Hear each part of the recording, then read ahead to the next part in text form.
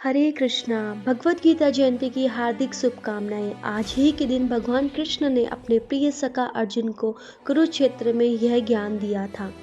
भगवत गीता यानी भगवान के द्वारा गाया गया गीत। भगवत गीता आध्यात्मिक ग्रंथ ही नहीं, भगवत गीता लाइफ का मैनुअल है। जैसे हम फ़ोन लेके आते हैं तो उसके साथ एक बुक आती है, यानी उसका मैनुअल आता है कि इसको किस तरह से हम यूज़ करा जाए।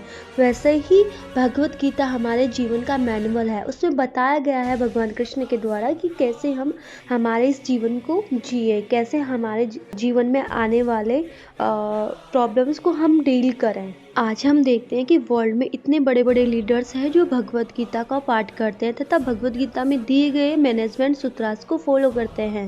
भगवत गीता में विशेष ज्ञान दिया गया है, आत्मा का ज्ञान। भगवान कृष्ण अर्जुन से कहते हैं कि हमारा शरीर कई चेंजेस में जाता है, बचपन, जवानी, बुढ़ापा, लेकिन आत्मा यथारूप रहती है और धीरवान व्यक्ति इससे मोहित नहीं होता इन चेंजेस से, क्योंकि आत्मा शाश्वत है और अगले शरीर में जाने वाली है। तो व्यक्ति को जन्म मृत्यु में समान स्थिति बनाए रखनी चाहिए और यह सुख दुख, मान अपमान, हानि लाभ, आशा निराशा, इन सब में समान होना चाहिए। भगवान कृष्ण कहते हैं भगवत गीता में कि सुख दुख तो गर्मी सर्दी की तरह है। जैसे सर्दी आती है, गर्मी आती है, फिर सर्दी आती है, गर्मी आती है, वैसे ही व्यक्ति के जीवन में सुख भी आता है तो दुख भी आता है, और दुख भी आता है तो फिर सुख भी आता है।